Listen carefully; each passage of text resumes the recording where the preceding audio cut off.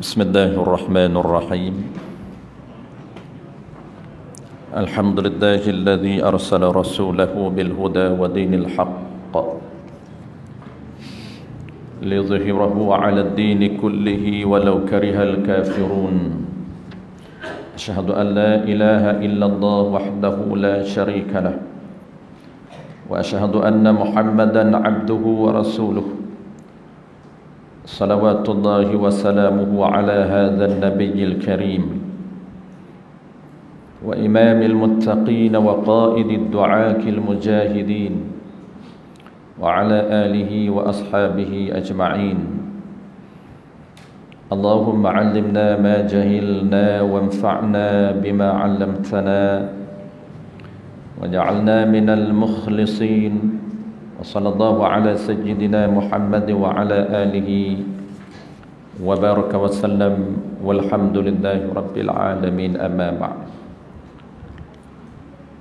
Terlebih dahulu marilah sama-sama kita menyatakan setinggi-tinggi kesyukuran kehadrat Allah Subhanahu wa taala kerana dengan limpah kurniaannya kita sekali lagi diberi kesempatan, peluang dan kekuatan oleh Allah Subhanahu wa taala untuk kita mengadakan kuliah dan juga kita menyambung pengajian kita pada malam ini tuan-puan dalam tajuk baru iaitu ribal qardi ataupun ribal hutang.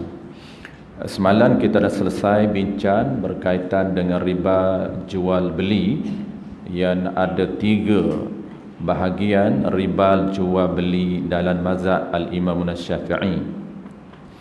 Dan berbahaginya iaitu ribal qardi yang sangat penting dan sangat praktikal dengan kita untuk kita tahu secara disiplin ilmu menurut mazhab al-Imam Syafi'i rahimahullah subhanahu wa ta'ala supaya apa yang kita hukumkan menepati dengan nas dan juga menepati dengan syariat yang sebenar mengikut panduan mazhab kita al-Imam Syafi'i.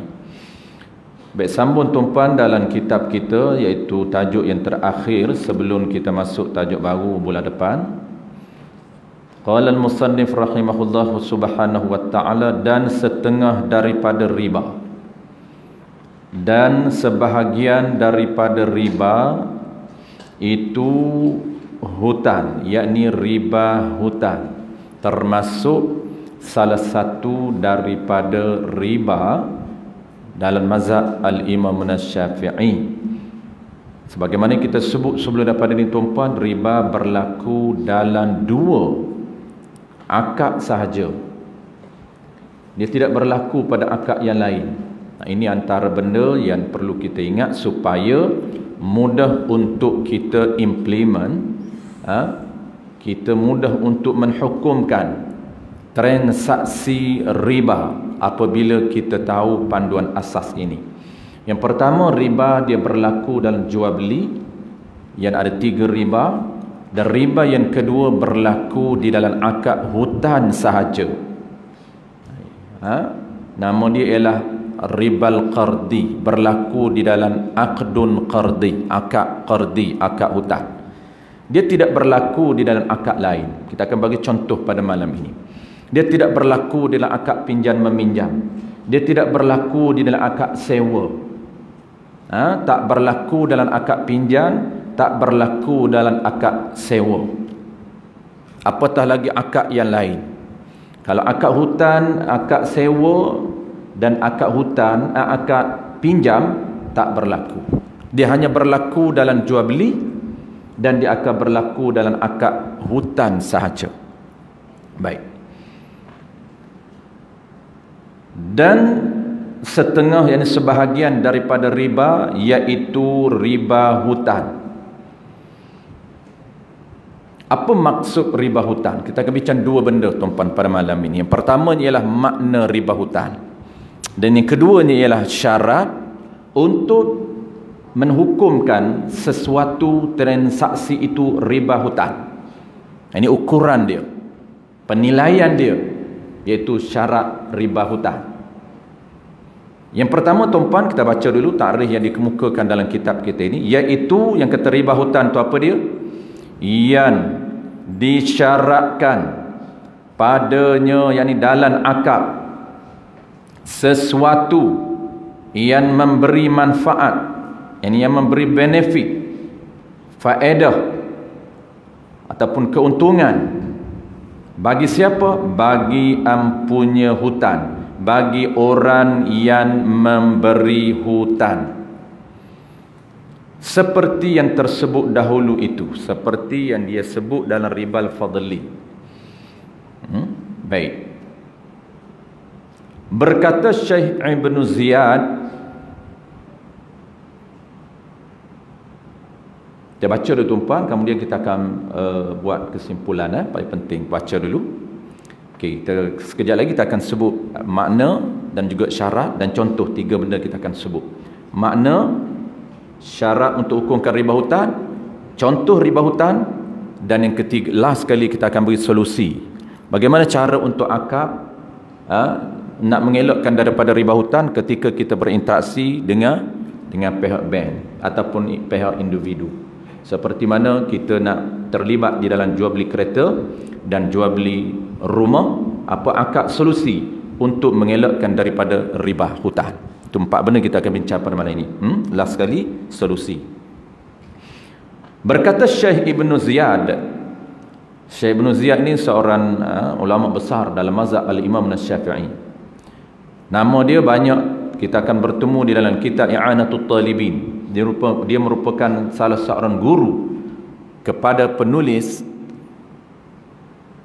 Fathul Mu'in, iaitu Syekh Zainuddin Al-Malabari. Pengarang kitab Qurratul Ain, pengarang kitab Fathul Mu'in, nama dia Syekh Zainuddin Al-Malabari. Orang India, ada 2 guru besar dia. Dia banyak, ramai guru dia. Tetapi guru yang tokoh yang paling hampir dengan dia, guru yang sentiasa disebut-sebut namanya, yang pertamanya ialah Ibnu Hajar Al-Haytami. Sebab itu tuan-puan, kalau kita baca kitab I'anatul Talibin, ini popular kitab mazhab kita Al-Imam Syafi'i, kita akan bertemu dengan kata pengarang ini, qala syaikhi, kata guruku. Dia tidak menyebut siapa gurunya, dia menagungkan guru dia. Dia akan kata qala syaikhi, kata guruku, kata guruku. Dia tak sebut kitab, tapi dia menyebut nama guru, menyebut gurunya. Apabila dia mengatakan nama guru, tidak menyebut siapa, ini refer kepada Syekh Ibnu Hajar Al-Haytami, guru kepada Syekh Zainuddin Al-Malabari. Tetapi kalau dia nak sebut guru lain, dia akan sebut nama. Qala Syaikhi Ibnu Ziyad, dia akan sebut nama. Ini hampirnya dia dengan guru. Dan ini merupakan trend dan tradisi para guru-guru kita. Dia akan sebut nama gurunya. Itulah dia salah silah ilmu. Murid sentiasa menyebut nama guru-gurunya. Di kalangan ramai guru-gurunya, akan ada seorang guru yang menjadi idola dia, yang banyak ilmu yang dia ambil. Sepertilah Syekh Zainuddin Al-Malabari, dia akan sentiasa menyebut dalam kitabnya kata guruku, iaitu Syekh Ibnu Hajar Al-Haytami. Betul. Sebab itulah tuan-tuan, kitab I'anatul Talibin ataupun Fathul Mu'in, kitab yang muktabar, kitab yang hebat. Kenapa? Kerana murid ataupun pengarang adalah murid kepada tokoh besar mazhab kita, Ibnu Hajar Al-Haytami. Ini juga merupakan gurunya, iaitu Syekh Ibnu Ziyad.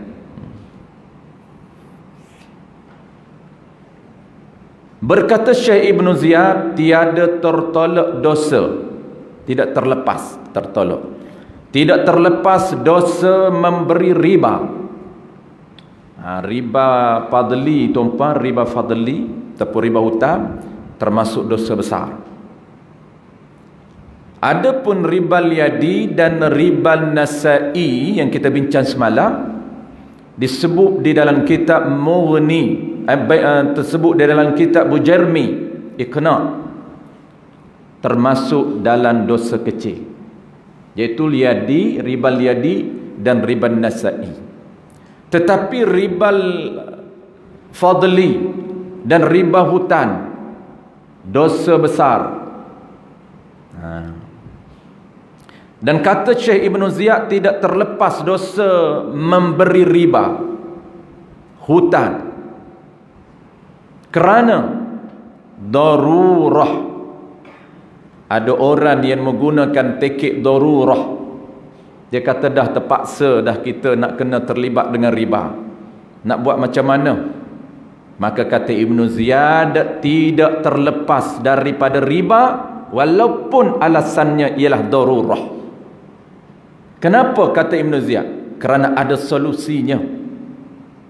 Ada cara lain nak mengelakkan daripada riba. Cara itulah yang kita nak, yang kita akan sebut sekejap lagi. Kerana darurah, sekira-kira jikalau tiada memberi riba, tiada diperhutang akan dia. Kalaulah tak terlibat dengan riba, maka si fulan ini dia tidak akan memberi hutang kepada kita, melainkan satu cara saja nak berhutang dengan dia, iaitu kena bayar lebih. Kita pun darurah terpaksalah kena berhutang.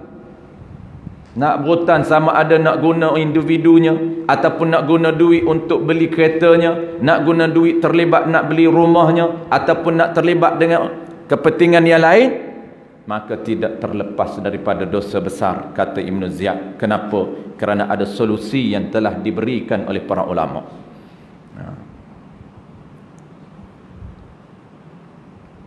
Kerana ada baginya, bagi akad riba itu jalan, yakni solusi pada memberi yang lebih itu dengan jalan nazar.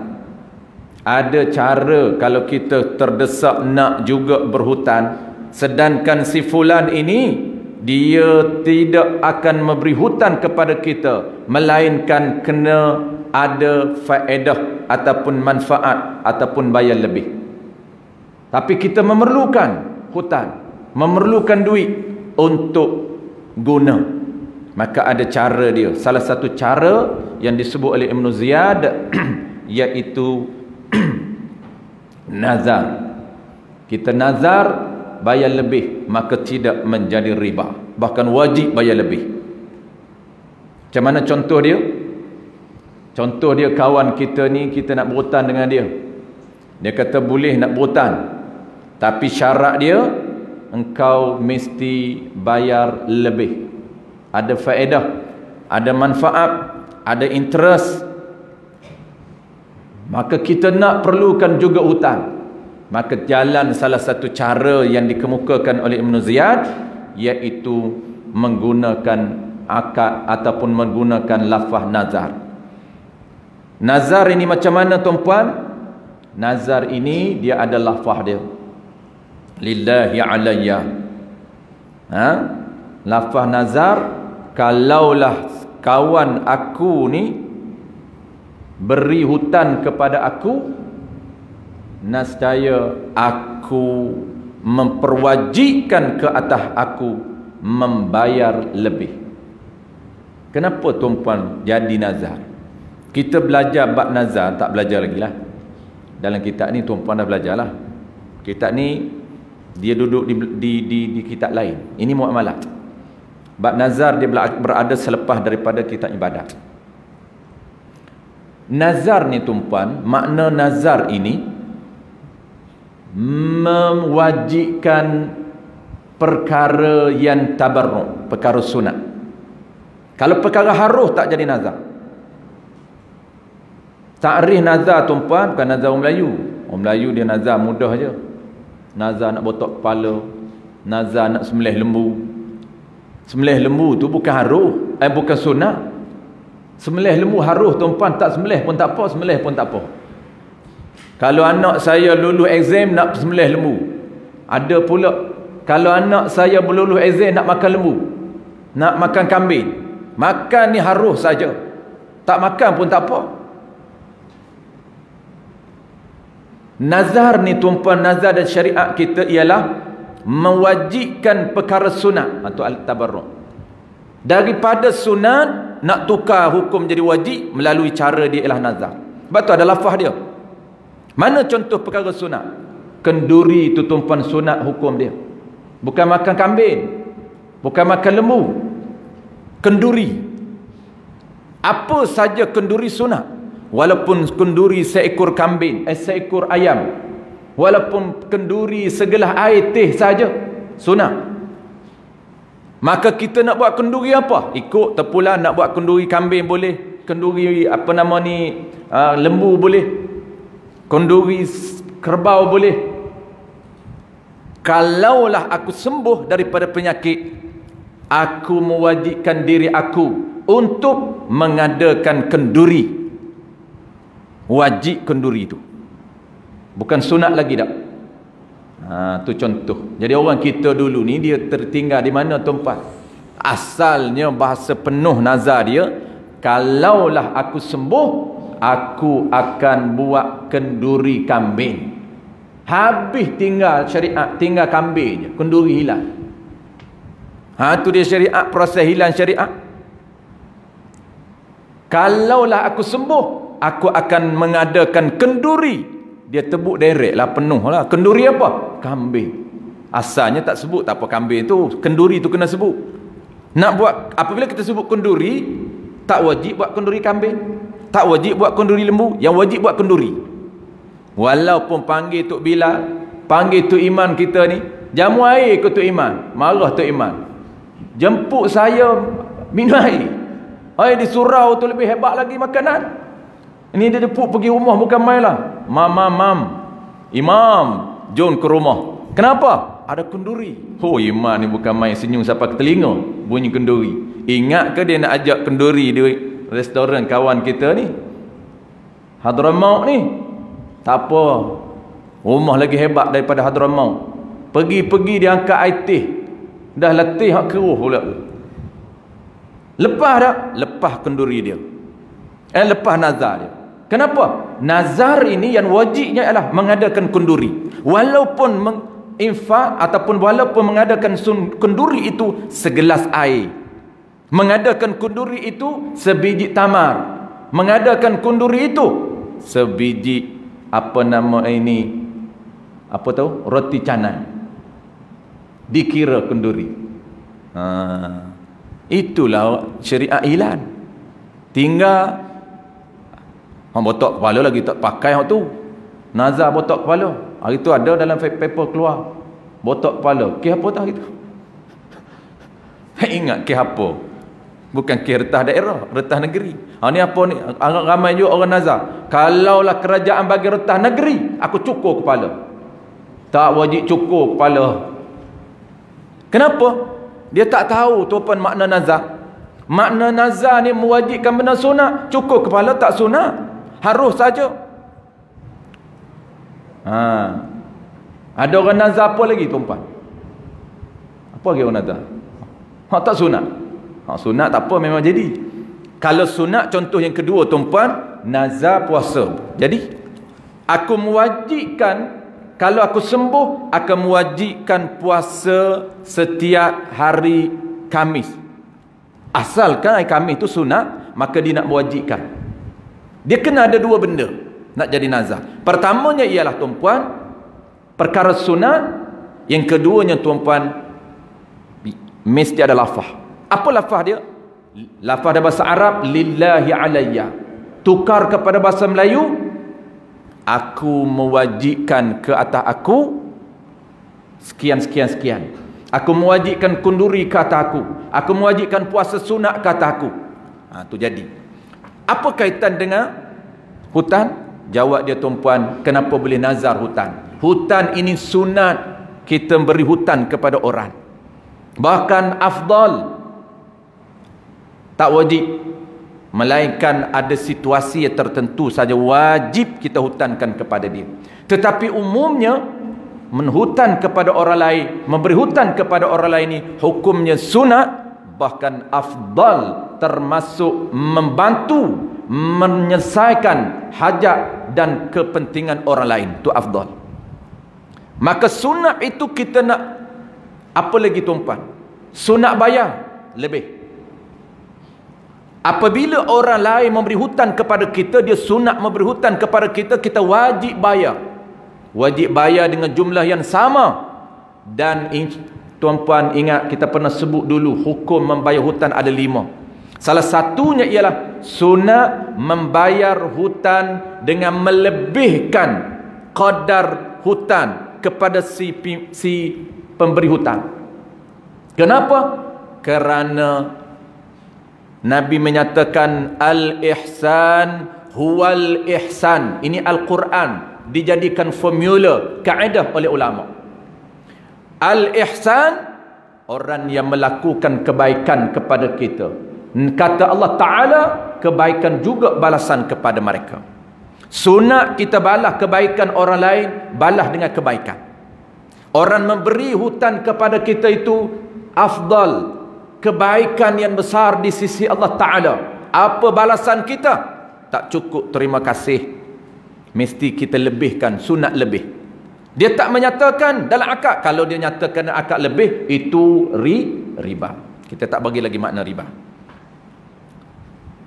Kita kata saya nak berhutang 10k ban. Abang kata boleh insya-Allah. Lalu ketika kita nak bayar ini, dia tak nyatakan so bayar lebih. Kalau nyata bayar lebih dan akad jadi ribal qardi. Ketika kita nak bayar, sunat kita lebih ikut kemampuan kita. Pinjam 10k, sunat lebihkan 13k, sunat lebihkan 12k, sunat lebihkan 11k. Kenapa? Itu adalah cara kita nak buat kebaikan kepada orang yang melakukan kebaikan kepada kita. Maka asas sunat itu kita nak wajibkan.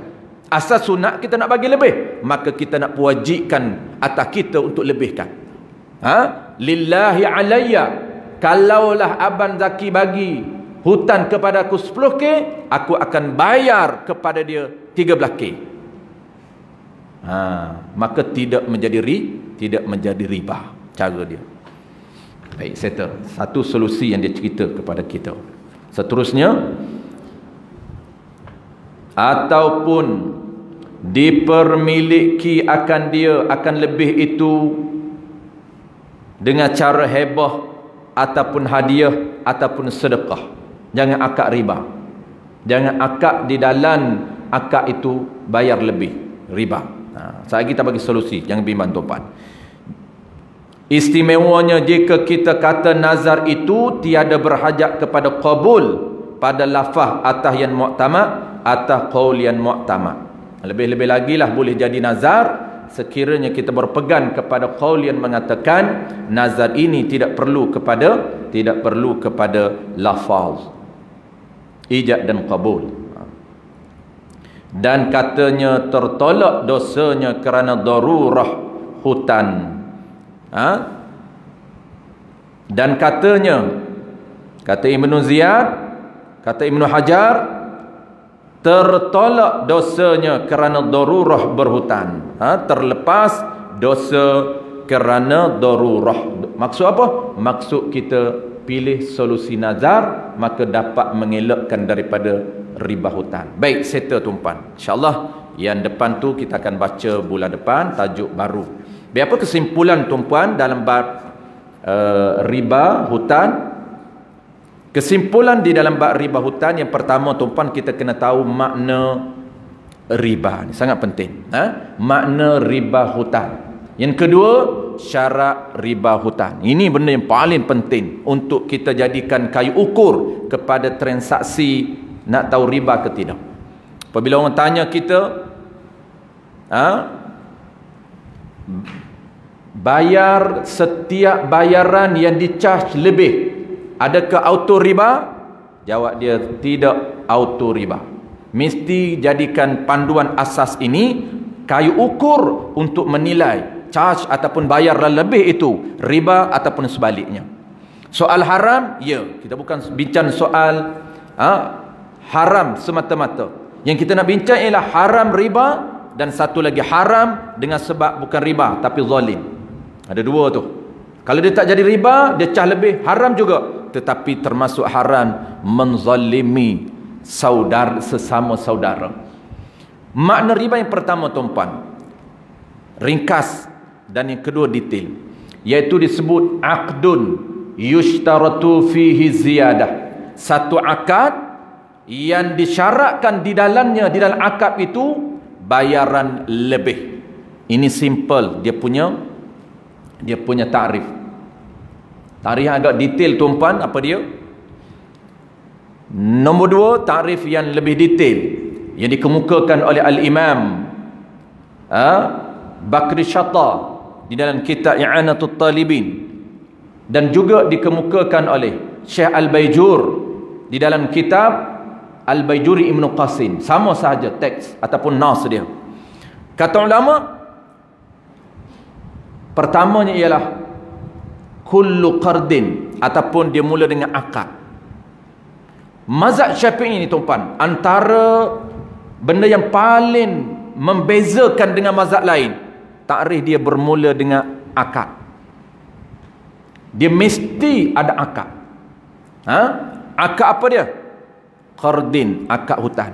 Saya baca dulu, iaitu kullu qardin jarra naf'an lil muqrid ataupun lil muqridi ghaira nahwin rahnin walakinna la yahrumu indana illa idza syurita fi aqdi. Detail di dalam kitab I'anatul Talibin dan juga kitab Al-Baijuri Ibn Qasim. Inilah dia nas dan fakta yang sangat jelas di dalam tajuk riba hutan. Kata kuncinya tuan-puan ada 3. Yang pertama, panduan pertama asasnya ialah nak hukumkan riba ni tuan-puan, mesti ada 3 ciri. Riba hutan tak cukup 3 ciri, tidak dinamakan riba. Makna ni tuan-puan, makna ni saya baca makna tadi. Makna ini kita terus combinekan dengan syarat, 3 syarat nak dihukumkan riba, ataupun 3 ciri nak dihukumkan transaksi itu riba ataupun tidak. Kalau riba pada bahasa memang simple, lebih. Tiap-tiap bayaran lebih, riba. Tiap-tiap suatu lebih, riba. Semua itu riba dalam bahasa. Tetapi kita nak riba menurut syariat, bukan menurut bahasa. Menurut syariatnya mesti ada 3 ciri. Pertama apa? Pertama, mesti aqdun qardi, mesti berlaku di dalam akad hutan, iaitu tiap-tiap akad hutan dia tidak berlaku di dalam akad lain, dia hanya berlaku di dalam akad hutan sahaja. Tu aqdun qardi ataupun kullu qardin jarra naf'an lil muqrid ghaira nahwin rahnin. Pertama, berlaku transaksi riba mesti berlaku di dalam akad hutan, bukan jual beli hutan. Semalam kita dah bincang jual beli hutan. Jual beli hutan nak sabit riba, kita bincang semalam, mesti sama item. Tetapi malam ni tuan-puan, bukan jual beli hutan, tetapi berhutan, akad berhutan. Mana contoh tuan-puan? Contoh dia, saya berhutan dengan Abang Mi 10K. Ada akad. Apa maksud akad tuan-puan? Ni pun orang keliru. Kita ulang banyak kali dah dalam bab jual beli. Akad ni tuan-puan kena ada di minda, sebut akad, sebut kontrak, kena ada di minda refer kepada lafaz ijab dan qabul. Kalaulah tidak mengandungi ijab dan qabul, tidak dinamakan akad. Dan pengganti kepada akadnya ialah tulisan. Kalau ada tulisan, dinamakan akad. Tulisan apa? Tulisan merujuk kepada lafaz ijab dan lafaz qabul. Bukan tulisan agreement, itu tidak merujuk kepada lafaz ijab dan qabul. Itu agreement, perjanjian jual beli selama 7 tahun. Itu perjanjian. Tetapi kita nak lafaz yang jelas. Saya jual, saya beri hutan kepada kamu dengan nilai 10K, dan kamu bayar sebanyak 13K. Itu akad riba. Kenapa? Kerana berlaku akad hutan. Apa dia akad? Ada lafaz ijab belah pemberi hutan, lafaz qabul belah penerima hutan. Itu akad. Kalau ada satu lafaz ijab, qabulnya tidak ada, tak dinamakan ijab. Tak dinamakan akad hutan. Contoh, saya pergi dekat Abang Zaki, "Bang, saya nak hutan dengan abang 10K, boleh?" Abang kata boleh, tapi ustaz kena bayar 13K. Dia terus hollow 10K. Saya terima 10K, saya tak qabul pun apa yang Abang Zaki ijab. Abang kata, "Ustaz, boleh ustaz nak hutan dengan saya 10K, tapi dengan syarat ustaz kena bayar 13K." Saya tak qabul, maka tak jadi. Tak jadi riba hutan. Kenapa tak jadi riba hutan? Kerana tidak ada akad. Dan kalau saya bayar lebih, sedangkan tidak dinamakan ijab qabul, dengan paksaan, maka termasuk haram, tetapi bukan riba. Haram kenapa? Kerana sebab dia mengambil kesempatan dengan cara yang tidak dibenarkan oleh syarak. Syarak tidak menyediakan cara untuk mengambil duit lebih, mengambil keuntungan melalui akad riba. Syarak tidak membenarkan. Kalau tak jadi riba, dia akan charge lebih. Dia jadi mengambil suatu bayaran dengan cara yang tidak sebenar. Bahasa kita dipanggil mengambil hak orang lain secara zalim. Haram? Ya, haram. Tapi nak cerita tak jadi riba. Haram kerana mengambil duit secara haram. Bukan haram kerana riba, kerana dosa besar. Itu kena jelas tuan-puan. Satu, settle. Apa dia? Iaitu mesti ada akad hutan. Ingat, sebut akad mesti ada ijab dan qabul. Mesti ada dua. Satu tak dinamakan.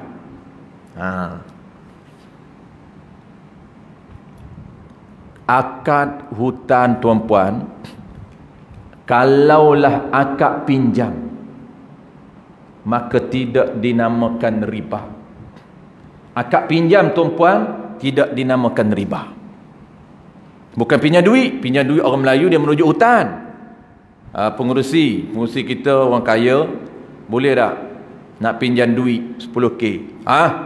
Boleh. Itu maksud orang Melayu. Kita pinjam tu dengan maksud hutang. Tak boleh. Ni pinjam betul. Maksud akad ibahah. Apa maksud pinjam? Memberi, membenarkan ataupun memberi barang kita, orang lain guna manfaat dan hantar balik diri barang tersebut. Termasuk akad ibahah. Itu pinjam. Maka tidak berlaku riba di dalam pinjam. Walaupun dia memaksa kenakan bayaran, kalaulah bayar lambat, hantar lambat, itu haram. Kenapa? Kerana dia charge tidak dibenarkan oleh syarak. Contoh tuan-puan, contoh akad pinjam. Pinjam motor disyaratkan bayar lebih. Apa syarat bayar lebih? Pinjam motor syarat isi minyak. Kononnya katanya syarat isi minyak itu jadi riba. Kalau jadi riba, kita tanya dia, akad pinjam ke akad hutang? Dia kata pinjam. Kalau akad pinjam, riba apa? Riba pinjam. Itu syariat dia. Pandai-pandai buat riba, apa nama riba pinjam motor. Tak kisahlah baca buku mana, saya tahu buku tu daripada mana. Saya dengar pun saya tahu dah. Dengar ada penceramah mengatakan siapa yang pinjam buku, siapa yang pinjam motor dan syarat berisi minyak, riba. Kenapa? Kerana lebih. Patan lebih riba. Nasib baik jemaah ni betul, tak tanya riba apa ustaz. Mesti dia goreng. Riba hutang. Riba hutang apa ustaz? Bukan pinjam. Dia nak jawab macam mana? Oh, riba pinjam lah. Dia jawab betul pula. Jemaah tanya pula, Ada ke ustaz riba pinjam? Ada. Ni kita duduk mengaji ni. Ganah tu. Kok mana pun tak lekat ustaz macam ni. Kona kok mana pun. Tok Guru saya kata dulu,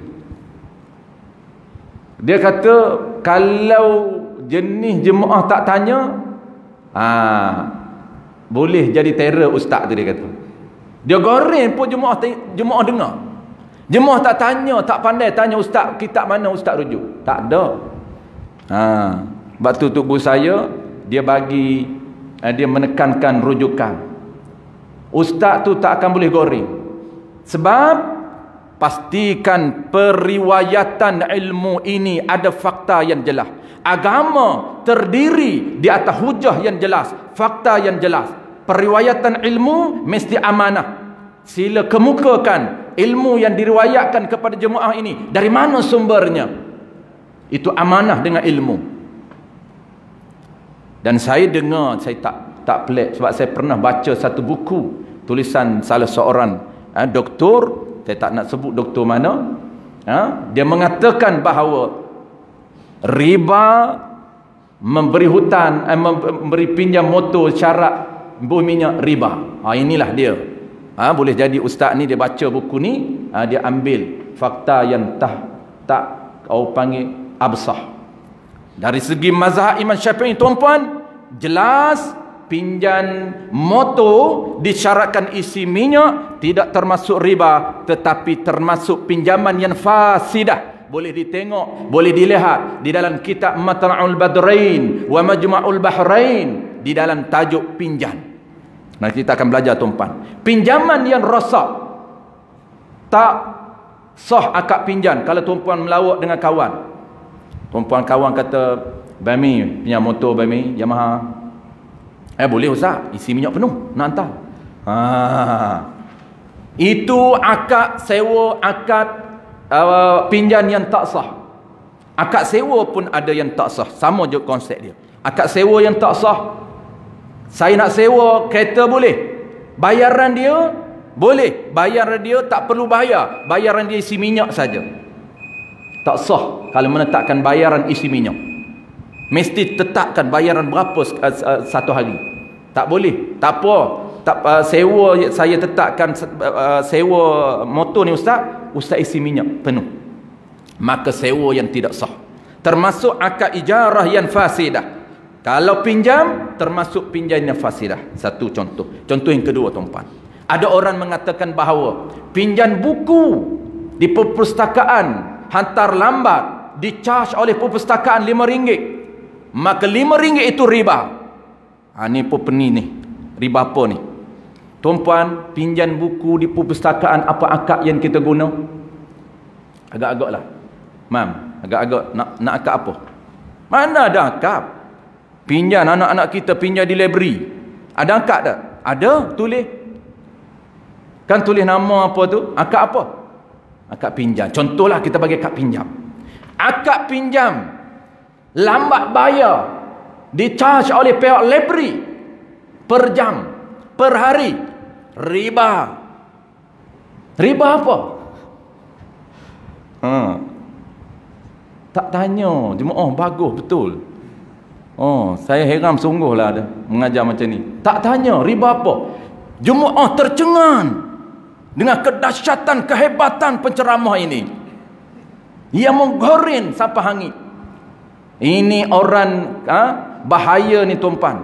Kenapa? Kerana dia merosakkan syariat riba di dalam mazhab kita Al-Imam Syafi'i dan juga mazhab Maliki dan Hanafi. Kalaulah dia nak mengatakan mazhab Maliki ada riba pinjam buku, sila kemukakan mana kitab Hanafi, mana kitab Maliki yang mengatakan riba pinjam buku. Ini bahaya dia orang panggil memutarbelikkan fakta yang tidak ada dalam mazhab Imam Syafi'i. Dan yang menjadi mangsanya ialah jemaah. Jemaah akan pegang, akan beramal sampai bila-bila. Beritahu balik, beritahu anak jangan hantar lewat jadi riba. Anak dia pun peganglah sampai ketua. Itulah dia dipanggil saham jariah kepada ustaz tadi. Dia menyebarkan yang tak betul dan jemaah sebarkan kepada orang lain, bertingkat dan berlapis-lapis, ajaran akan menjadi sesat. Baik, settle pertama. Poin yang kedua, kita dah masuk insya tuan-tuan, express. Kalau tidak kena sambung bulan depan lagi. Kita tak nak sambung bulan depan, terus habiskan. Poin yang kedua, akad hutan tuan-puan, dia di dalamnya menyatakan manfaat. Pertama, akad hutan. Ciri yang keduanya ialah kullu qardin jarra naf'an lil muqrid. Ciri yang kedua iaitu akad hutan, di dalam akad hutan itu menyatakan manfaat, menyatakan benefit. Apa manfaat umum? Sama ada manfaat itu bentuk dia bayaran, sama ada manfaat itu bentuknya qudrah, tenaga, tak boleh dikira juga riba. Pertama akad hutan, yang keduanya tuan-puan, dalam akad hutan itu menyatakan, menyebut, mensyaratkan manfaat. Tak semestinya syarat bayar lebih. Bayar lebih sebahagian daripada contoh manfaat. Ulama menggunakan ayat umum, manfaat. Asalkan manfaat, maka jadi riba. Disebut di mana? Di dalam akad, bukan di luar akad. Kalau dia sebut di luar akad, makruh. Dalam akad mazhab Syafi'i, iaitu ketika mana dia dalam lafaz ijab qabul. Contoh macam mana? Contoh, saya hutankan kepada kamu 10K dan bayar 13K. Maksud menyatakan lebihan itu di dalam akad. Ini beza mazhab Syafi'i. Kalau mazhab lain, dia nyatakan dalam akad ataupun di luar akad, jadi riba. Itu beza dengan mazhab lain. Mazhab lain tuan-puan, asalkan kita tahu berhutang dengan dia, dia mensyaratkan bayar lebih, kita pergi ambil, walaupun tidak ada akad masa kita ambil, tetap jadi riba. Mazhab Malik dan juga mazhab Hanafi. Tetapi kita tidak. Mazhab kita sangat tegas, sangat rigid, nak mensabitkan riba qardi, mesti syarat lebih itu, syarat manfaat itu di dalam akad. Contoh dalam akad apa dia? Masukkan di dalam lafaz ijab dan qabul.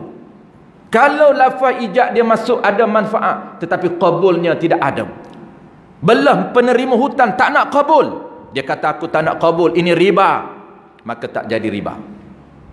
Dia mesti ada ijab dan ada qabul. Dan poin yang ketiga tuan-puan, apa poin yang ketiga? Poin yang ketiganya ialah manfaat itu. Manfaat saya bagi contoh satu je tuan-puan, dia banyak. Apa contoh satu? Bayaran lebih. Tapi ingat tuan-puan, manfaat bukan satu. Asalkan manfaat, asalkan ada benefit, asalkan ada keuntungan, sama ada keuntungan dalam bentuk bayaran ataupun dalam bentuk tenaga. Apa maksud tenaga yang disebut oleh para ulama?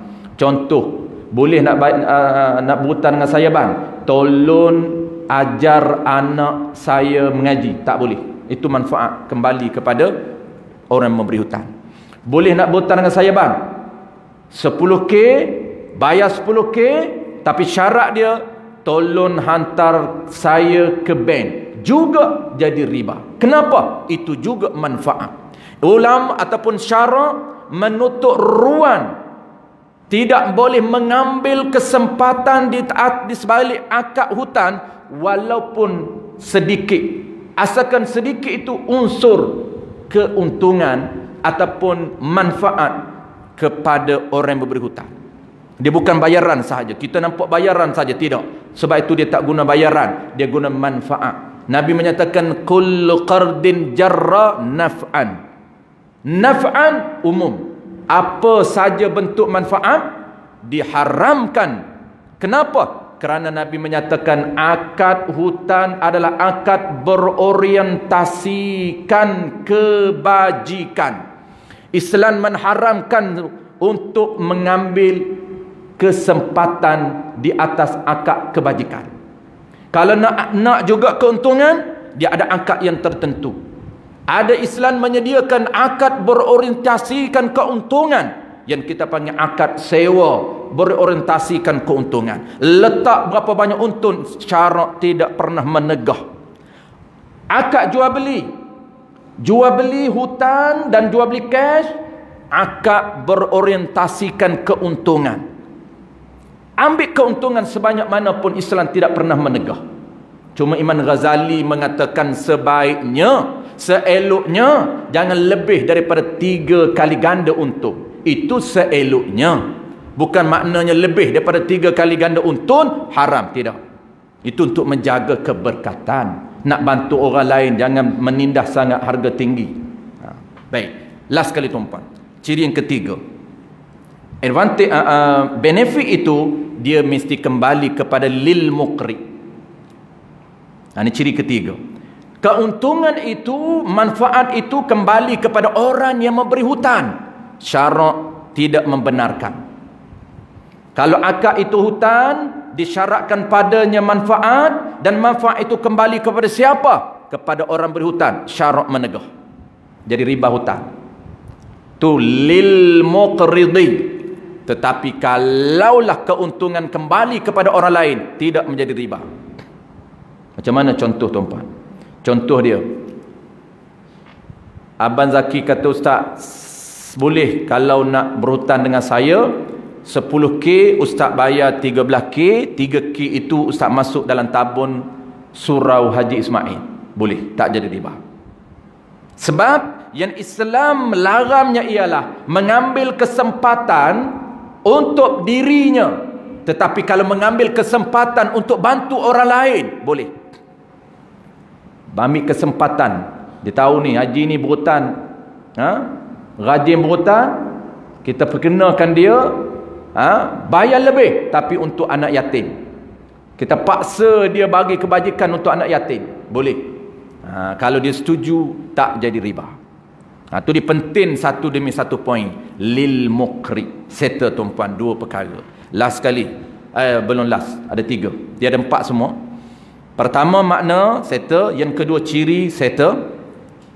Ciri riba qardi ada 3. Ciri inilah tuan-puan manual asas untuk menghukumkan transaksi riba. Tuan-puan nak ukur riba tu ataupun tidak, inilah dia asas. 3 ciri. Transaksi tu riba. Contoh tuan-puan, saya bagi contoh kat tuan-puan. Tuan-puan gunakan dia punya teori ni. Ciri ini.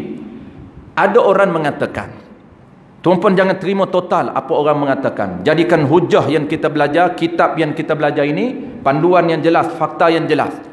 Jangan tumuh telam bulat-bulat. Sebab itu Tuan Guru J.C. Al-Qadahi sangat menekankan cari kitab yang betul.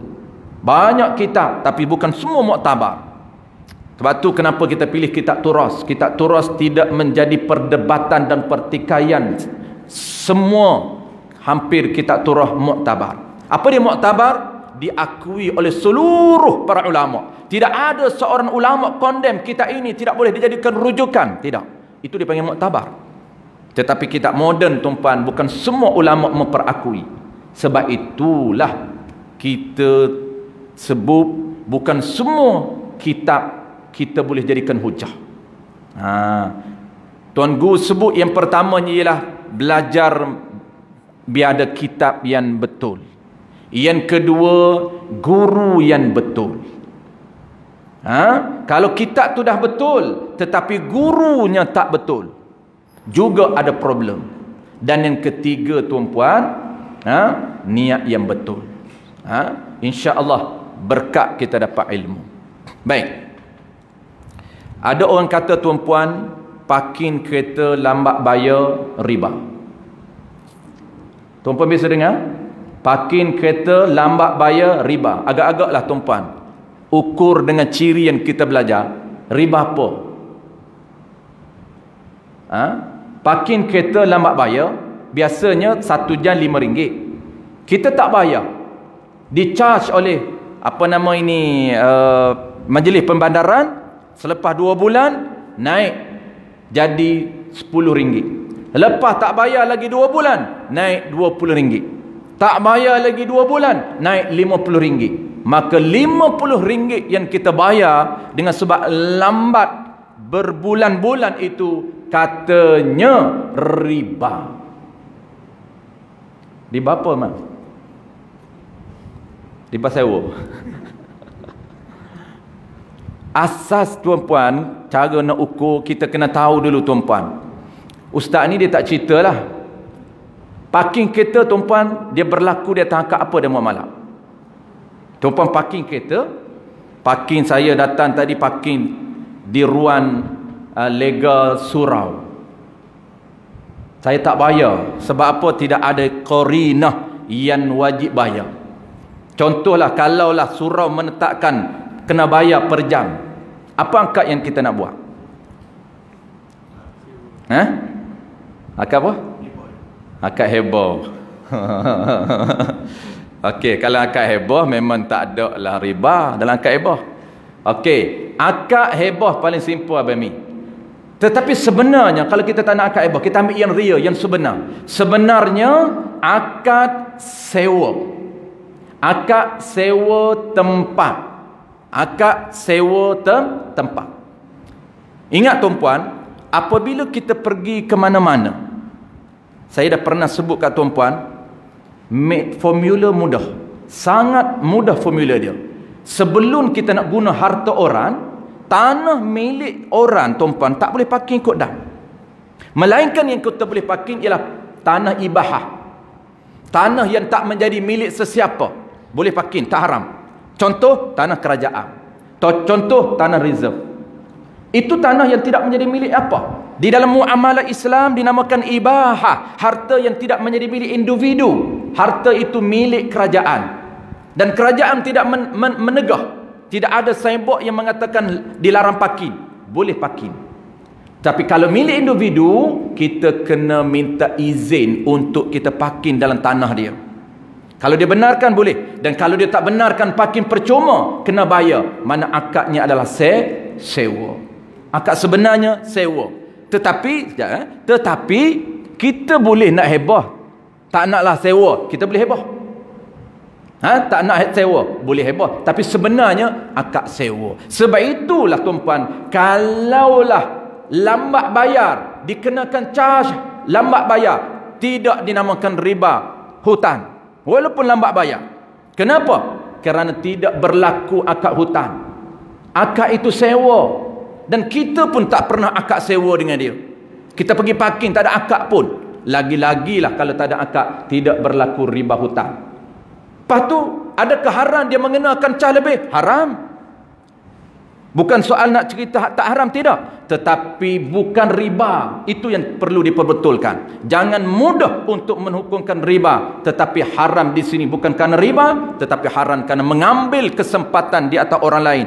Lambat bayar, naikkan. Lambat bayar, naikkan. Haram dalam mazhab Imam Syafi'i kerana menzalimi orang lain. Ya, Tuan Ji.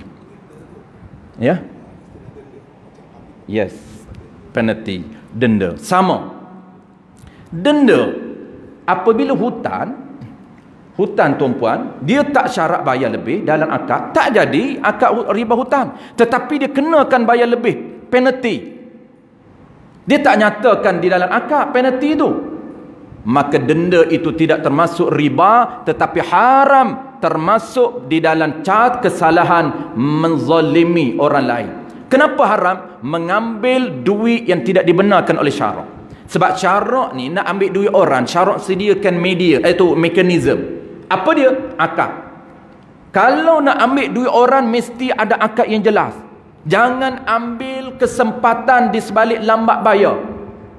Maka haram penalti itu, tapi tidak riba. Haram zalim. Tu betulkan. Haram memang haram. Cuma haram tak berlaku ribal qardi, tapi haram kerana zalim. Okey je? Boleh? Okey. Tak apa lagi Abang Mi.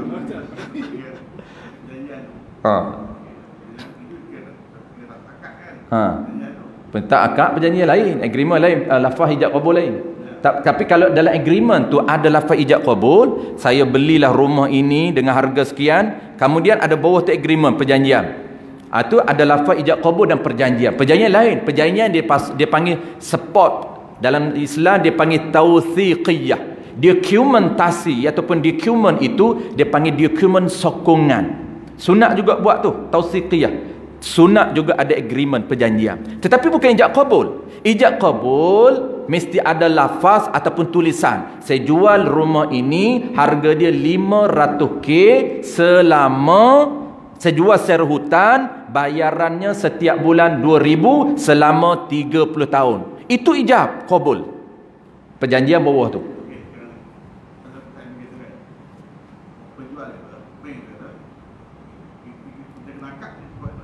Ya. Tak tahulah pakai apa.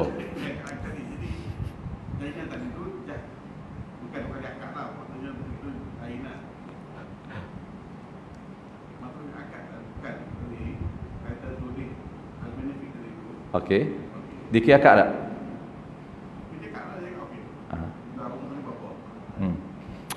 Okey, macam ni. Contoh apa itu saya akan sebut dalam contoh ni. Jawab dia tuan-puan sebelum sebutlah. Last ni solusi. Saya tak sebut solusi. Jadi abang tanya ni saya akan solusikan. Solusi ada dua. Dia ada tiga tapi saya nak ringkas masa tak tempat dan sebut dua je. Jadi terjawab isu tuan-puan, jawab dia parking kereta tidak menjadi riba kerana dia tak akad sewa, dia termasuk akad sewa. Kalau kita ada akad lah. Dan sedangkan majoriti orang parking kereta tak akad pun. Dia parking main parking je, lepas tu dia main bayar, tak tahu bayar apa. Kalau mi tak apa dia bayar heboh, okey lah, tak bayar heboh, dia niat heboh. Sebab nak apa panggil, nak pastikan duit kita ni sah orang lain milik, heboh lah. Sebab kita parking tu dia benar kan dah parking. Kalau dia kata jangan parking sebelum akad sewa, kena pergi akad sewa siap dengan dia lah. Okey, settle. Baik, apa solusi tuan-puan? Solusi saya nak sebut dua akad yang boleh digunakan untuk mengelakkan riba. Kita dah tahu riba, contoh riba. Kalau beli butan 10k, 100k bayar lebih, itu riba dalam akad. Baik, macam mana tuan-puan solusi kita beli kenderaan dan juga beli rumah? Jawab dia tuan-puan, di majoriti perbankan Islam dia menggunakan dua akad. Boleh pilih satu daripada dua. Sebab tu kalau boleh tuan-puan baca agreement itu, tengok dulu atas tu. Kalau cara Islamik yang Islamik punya, dia akan ada atas tu. Dia akan ada sama ada altab ataupun altab ataupun jual beli hutang. Dua tuan-puan kita boleh guna. Pertamanya kita akad jual beli hutang dan yang keduanya ialah akad jual, akad sewa thummal bai', kemudian jual beli. Dua-dua ni digunakan, popular digunakan oleh bank Islam dan bank-bank lain. Macam mana cara tuan-puan? Cara dia, kita beli kenderaan, sebenarnya tuan-puan beli kenderaan itu dengan bank, bukan tuan-puan akad hutan. Ingat, mana-mana bank yang mengamalkan cara Islam, mereka tidak memberikan pinjaman peribadi kepada kita. Mereka tidak memberikan pinjaman kenderaan kepada kita. Mereka tidak memberikan pinjaman perumahan kepada kita. Kenapa? Kerana mereka tahu bahawa pinjaman peribadi yang ada interest, mengenakan interest, riba. Pinjaman perumahan yang mengenakan interest, riba. Maka mereka ni, orang bank ni tuan-puan, dia bank ini, dia institusi korporat yang tujuannya orientasikan keuntungan. Mereka memilih apa akad keuntungan. Salah satunya tuan-puan yang mereka gunanya ialah akad jual beli hutan, bukan akad hutang. Beza tu jual beli hutan. Macam mana contoh? Pihak bank membeli kenderaan yang kita setuju daripada pihak syarikat. Contoh kita nak beli kenderaan, harga kenderaan ini 100k cash, 100k. Lalu bank akan beli dengan pihak syarikat 100k dan bank akan jual kepada kita secara hutan dengan harga 150. 50,000 itu bukan interest, bukan riba, tetapi itu keuntungan yang diperoleh oleh bank melalui akad yang dibenarkan oleh syarak. Dia jual kepada kita 150 siap agreement. Macam mana hijab?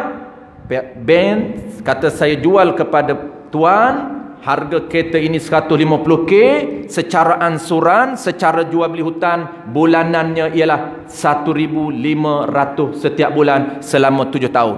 Komplit, tidak ada riba. Tidak ada riba.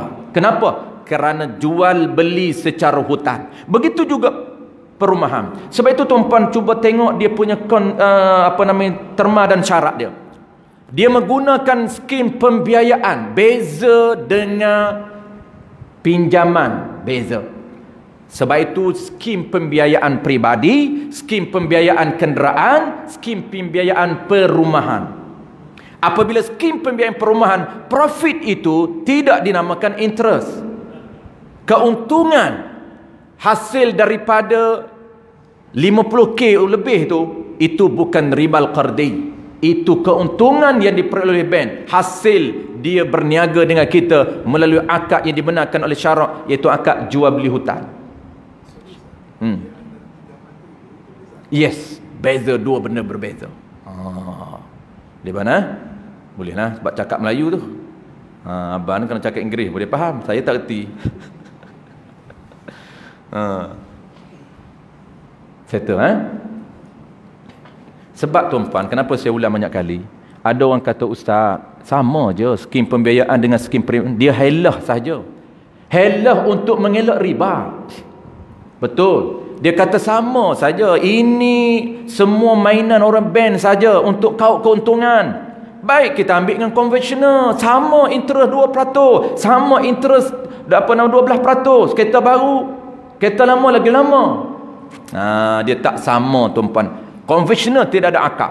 Tetapi kalaulah Islami, dia ada akad jelas. Cuma kita yang official bawah ni saja tak jelas. Tapi panel syariah jelas. Kadang-kadang kita deal dengan salesman, dia tak jelas pun akad apa. Itu soal dia, bukan soal di PK institusi. Institusi dah jelas, dah ada panel syariah. Dan yang kedua tuan-puan, saya ringkaskan untuk jimatkan masa kerana terlebih hari ini. Patut nak berhenti awal lagi. Saya tak nak sambung bulan depan. Last kalinya, akad sewa. Tuan-puan biasa dengar Al-Tab. Al-Tab ini tuan-puan dia panggil akad ijarah thummal bai'. Ijarah thummal bai'. Sewa bulan terakhir tahun yang ke-7 kereta kita, dia akan jual beli dengan kita. Bila? Jual beli dengan akad bulanan. Dengan harga bulan terakhir. Dia tawar kepada kita tuan-puan, dia bukan jual beli hutang, tidak. Tetapi dia sewa kepada kita bulanan. Akad sewa. Sewa kenderaan ini sebulan 1,500 selama 7 tahun. Itu bukan milik kita. Kita just sewa. Setiap bulan sewa sampai tahun yang ke-7, bulan terakhir 1,500 bulan terakhir dia tak akad sewa, dia akad jual.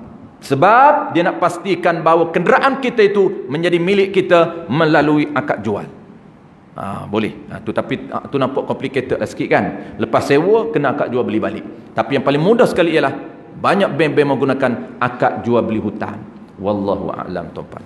InsyaAllah kita sambung bulan depan dalam tajuk baru, iaitu jual beli yang dilarang di dalam Islam. Dah habis dah riba, ya, jual beli yang dilarang dalam Islam. InsyaAllah tuan-puan, mudah-mudahan Allah berikan kepahaman kepada kita supaya kita tidak mudah tertipu daya dengan usaha-usaha yang cuba untuk menyesatkan umat Islam dengan cara membaca buku dan menyebarkan kepada masyarakat hasil bacaannya.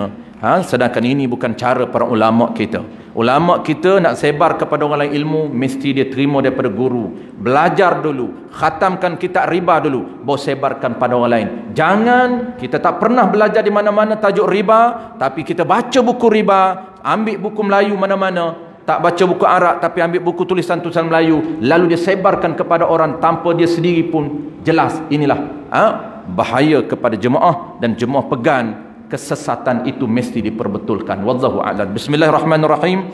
Alhamdulillahirabbil alamin wassalatu wassalamu ala asyrafil anbiya'i wal mursalin wa ala alihi wa ashabihi ajma'in. Allahumma faqihna fid din wa 'allimna ta'wil waj'alna minal ulama'ul 'amilin waj'alna minal mukhlisin wa sallallahu ala sayyidina Muhammad wa ala alihi wa baraka wa sallam walhamdulillahi rabbil alamin.